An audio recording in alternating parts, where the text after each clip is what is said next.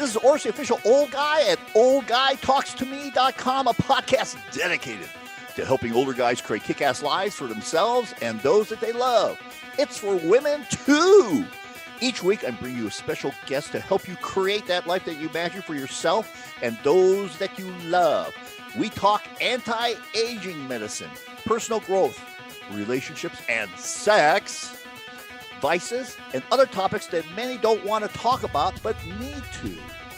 Just because you're getting older doesn't mean you have to be old. Also, if you want to know 3 ways to get laid more frequently without begging, go to oldguytalks.com and opt in. When you do, you're going to get my informative video on 3 simple things you can do to get laid more frequently without begging, so you don't have to turn in your man card. And ladies, you may want your man to know these things, because I think you'll like it too. Additionally, you'll be notified weekly when a new podcast episode is ready for you to consume. Periodically, I will share with you other stuff that will help you create that life that you want for yourself and those that are important to you. Don't want to miss anything? Be sure to subscribe, share, and review this podcast. This is part 2 of my 2-part series with James Stern, former undercover agent for the FBI and past head of security at Wynn Properties. So, Jim, I want to switch gears. And you were 25 years in the FBI, and then you ended up working with the Wynn Gaming Organization. How did that occur?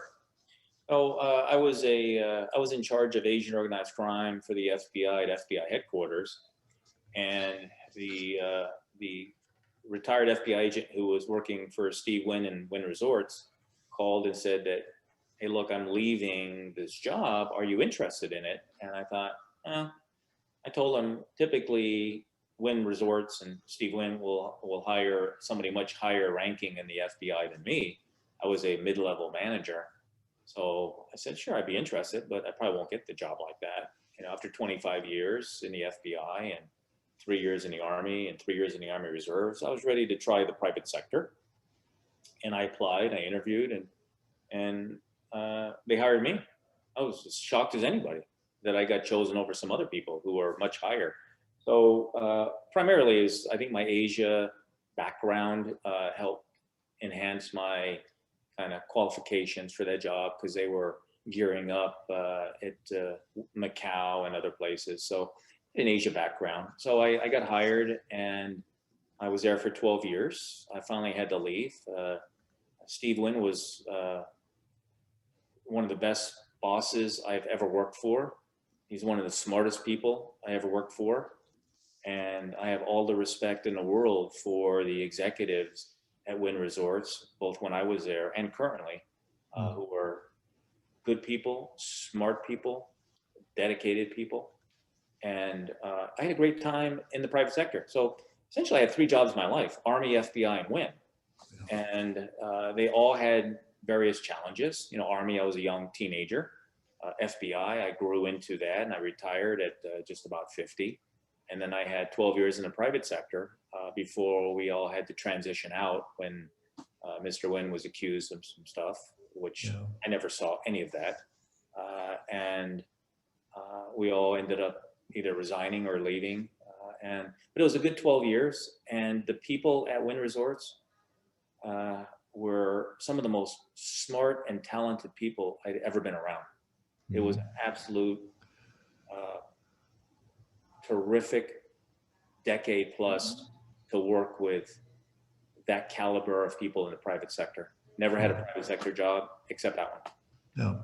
So when he hired you, what were, he had some specific security concerns. What were they? And then once you describe those, tell me what types of measures you did to address those concerns.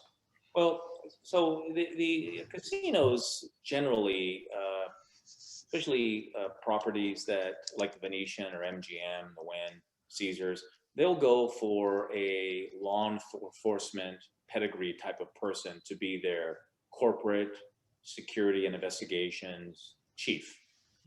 And you have to make sure that you can transition from government sector to private sector, which can be daunting as well if you can't transition out of the government and learn how to adjust in the private sector. There are different situations, government and private sector are two different animals. I was hired with my background to ensure that the property was safe, that the investigations program was good, that the compliance piece that I was involved with was good. And everything at the Wynn is 5-star. It's not 2-star, it's not 3-star. Everything there is 5-star. Food and beverage, hotel operations, rooms, food, executives, and security as well. And that was a good thing about working for Steve Wynn and Mark Shore, who was the COO, because they always were one step ahead of the game. Before the October 1st, 2017 terrible shooting in Mandalay Bay, we were already ramped up from other shootings that occurred, most notably San Bernardino shooting. And so Steve Wynn was always very progressive in hiring the best people, whether it be security or investigations or hotel operations. It was the creme de la creme. We ended up hiring U.S. Embassy Marine security guards to guard our perimeter. And we advanced with security and enhanced all of our protocols after, to include through the October 1st, 2017 shooting, which after that, most properties were on board with enhanced, security initiatives. But working at Wynn was great. It reminded me of the private sector version of the FBI. Everything you do is 5-star. You never go below 5-star. Whether it's the new outlet for breakfast or the compliance program or the security or the gaming, you do everything at the highest level. And that's what Steve Wynn brought to the table.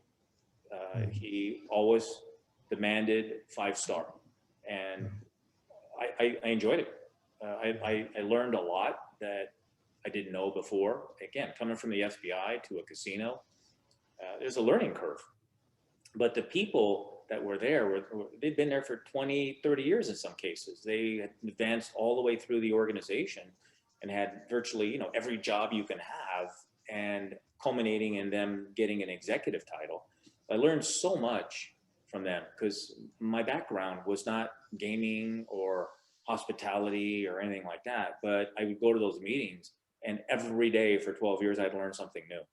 And to me, that was the ultimate type of job where you're always learning something at the highest level, because it reminded me of my early FBI career. So you mentioned something about a particular type of Marines that you hired. Why did you hire the Embassy Guard Marines? We got into, we had a meeting, and I was asked, along with the security director, who are the best security guards in the world? Who are they? And the security director says, well, in my opinion, it's U.S. Embassy Marine security guards. They have situational awareness. They know how to deal with an ambassador or a crazy person on the street. They're weapons proficient. They're terrorism indoctrinated in terms of how to respond, first aid, et cetera, and they're disciplined. And they have their own academy back in Quantico, right next to the FBI Academy. Oh, really? Okay. Yeah, and so they are the creme de la creme of security guards. To call them security guards is not accurately reflect their skill set. But in terms of protecting an entrance, an exit, or whatever, they are the best. And Mr. Wynn always wanted the best. And so he said, I want those guys, go get some. And I went on the website and connected with some Marines back at Quantico, and we formed a friendship. I went back and visited their academy, and we hired a lot of their U.S. Embassy security guards. Some were still in the Marines, some were out of the Marines, but they were the ones that were guarding Wynn Resorts when I separated out in 2019. And they were so operationally sound, from situational awareness to discipline, and they were just the best. Okay. You also worked with Wynn properties in Macau. How is that different from properties here in the United States from a security standpoint? So I hired early on a former Royal Hong Kong Police chief superintendent who I had met when he was in the Hong Kong Police and I was in the FBI. I hired him to basically run the security there in Macau. And how is it different? Well, it's a little bit different. It's Macau, it's China, the players, and you have to speak, Mandarin and Cantonese. You have to understand the security pieces that will help you get indoctrinated into security, et cetera. They don't have the same type of issues that you have in Las Vegas, where they don't have a lot of people that are excessively doing things that you see sometimes in the States. So it's a little bit different, but yet you have to make sure that your compliance is sound, your investigations of money movements are thorough, and that you're still potentially exposed to potential terrorism. No place on the globe is immune to a potential terrorist threat. So somebody that has a law enforcement pedigree from that region is the perfect person for that type of security job. And it would be analogous to if that person from Hong Kong Police was in charge of the property security in Las Vegas. Could he do it? Yeah, but would it be a perfect fit? Probably not. Same way with somebody that was a U.S. law enforcement officer running the security in Macau. You need to be able to understand culture and etiquette and be able to function in that region. So it's a little bit different. But yet the underlying issue of law enforcement experience always kicks in, whether you're in China or Europe or the States. You need that background to be able to do that job to the highest levels, in my opinion. Did you know that there are 76 additives that have been approved by the FDA that can be added to wines? You want a wine with shit in it that may not be good for you? Well, there is an option for wines that have been produced naturally, organically, that have been tested, that have no sugar. And when they don't have any sugar, that means that they're ketosis and intermittent fasting friendly. These wines have been produced with a great deal of care on small farms and are available to you. How do you get them? Find out by going to www.oldguytalks.com/dry farms, all one word with an S, and find out more. And with your initial order, you can get a bottle for 1 penny. That's right, a bottle for 1 penny. And they taste great. They taste great. Don't wait, don't hesitate, don't procrastinate. Get those wines now. Now, I understand that you always have to be available for Steve Wynn at any time. What was that all about? Well, the 3 o'clock call. Yeah, well, he was he would work 24/7 all the time. And if he needed something in my area of responsibility, he would expect me to respond as expeditiously as possible. And pretty much I did. And I was okay with that. If he called me at 8 o'clock in the evening or 3 o'clock in the morning, you have to respond, because when he calls you, it's an important issue. I actually liked that challenge, where I didn't want to hear about something 2 weeks later. When he wanted to have your expertise about whatever the issue was, he would call you, and you have to be available. That's the way Wynn Resorts is. They demand excellence all the time, which I was okay with that. And I used to say, if the day that I wasn't okay with that anymore, I would leave the company. Well, I left anyway, but they always wanted reconciliation at the highest levels of any issue immediately, not a week later or 2 weeks later. And that just kind of exemplifies the professionalism of the people that were at Wynn Resorts. You don't sit on something for a month. You get it done. There's a problem, you figure it out, and you make it work. And that's how that company worked. And if you can't understand that methodology, you're in the wrong business and you're in the wrong company, because they were professional 24/7.